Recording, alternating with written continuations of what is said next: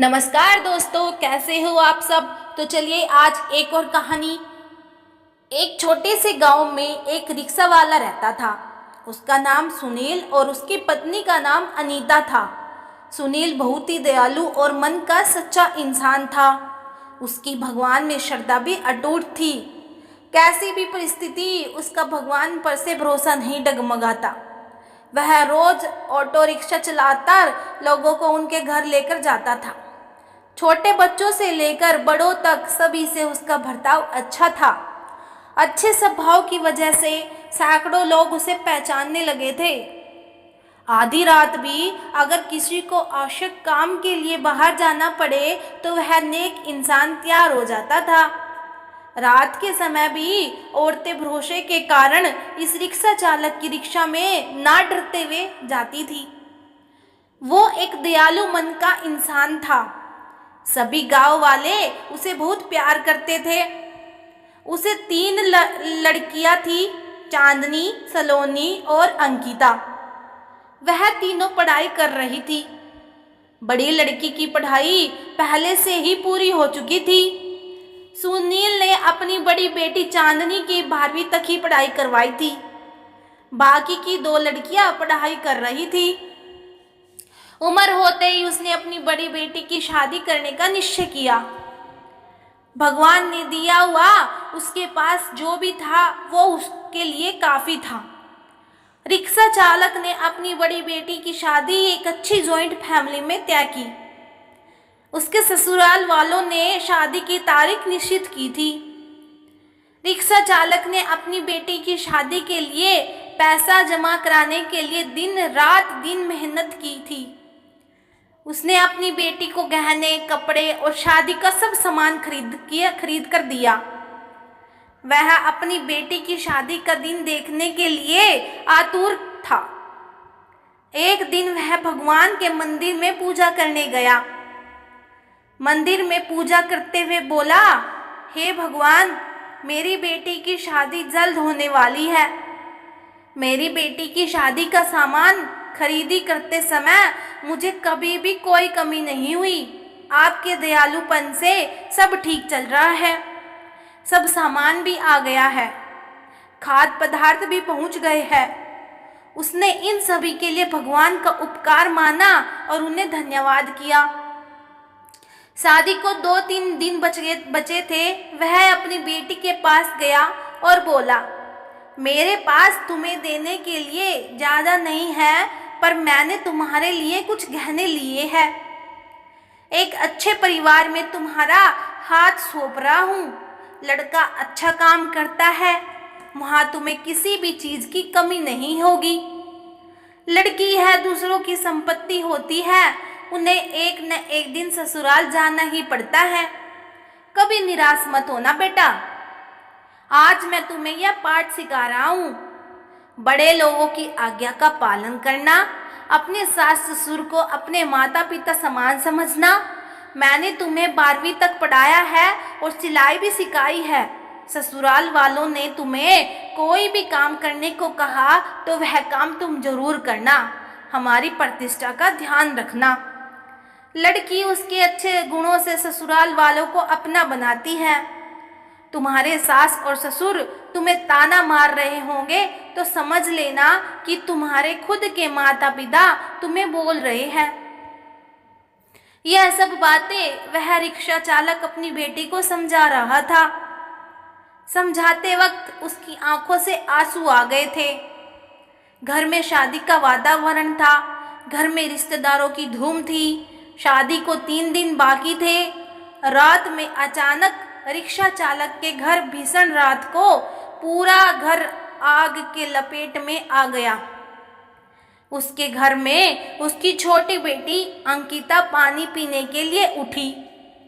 उसने देखा कि आजू बाजू में सिर्फ धुआं है और उसने अपने माता पिता को जगाया।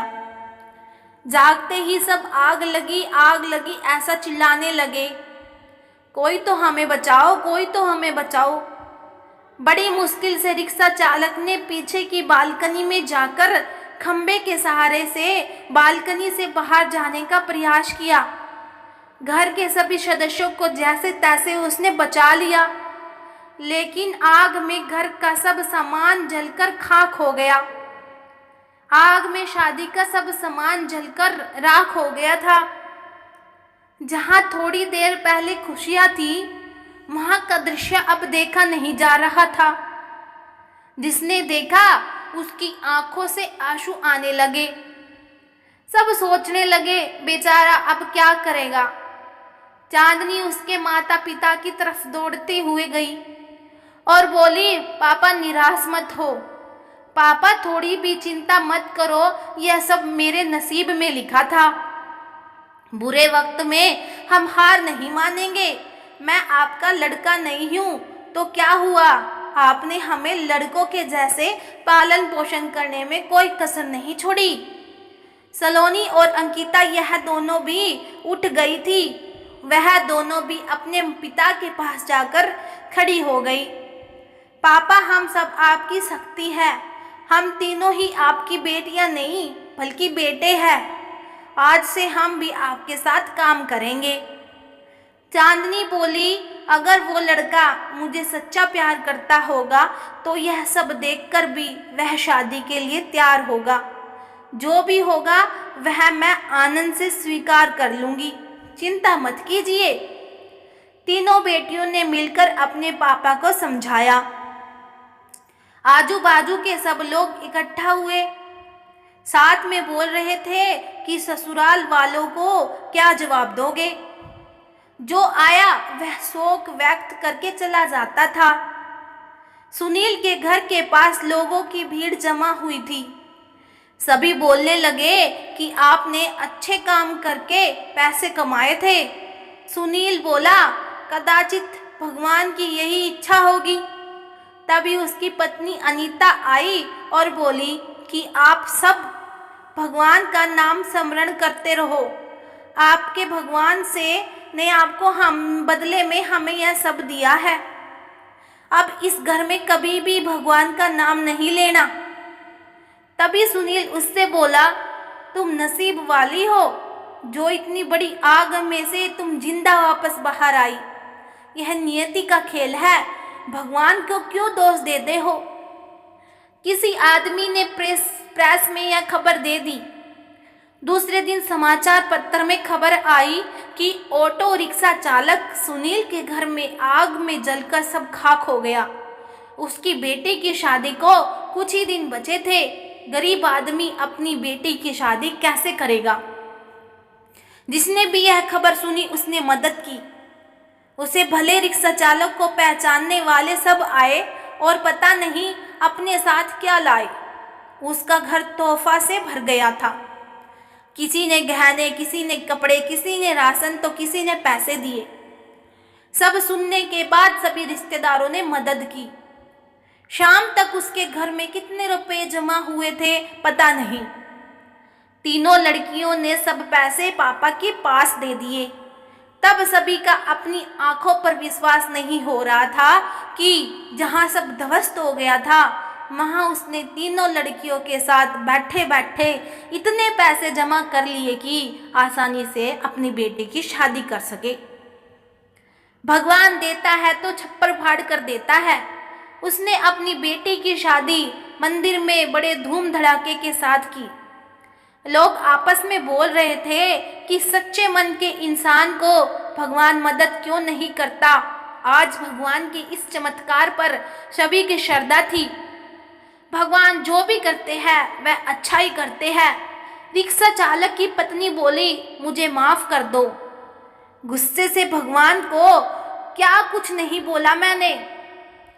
तीनों लड़कियां हंसते हंसते माँ की तरफ देख रही थी। देर बाद जहाँ सब रो रहे थे वहाँ सबके चेहरे पर खुशी दिखी। भगवान सच्चे मनुष्य की सबसे कठिन परीक्षा लेने में कोई भी कसर नहीं छोड़ते हैं। सुनील और उसकी बेटियों ने संकट के समय एक दूसरे का साथ दिया, अपना विश्वास डगमगाने नहीं दिया। सच्चाई और भगवान में विश्वास के साथ अपना कर्म करते रहिए। फल की इच्छा करो या ना करो, ये सही समय पर सही फल जरूर मिलता है। और जब भगवान हमारी मदद करना चाहते हैं तो ऐसे करते हैं जहाँ तक हमारी बुद्धि सोच भी नहीं सकती। धन्यवाद दोस्तों। अगर आपको हमारी ये वीडियो अच्छी लगी तो प्लीज़ कमेंट में ज़रूर बता देना। Thank you.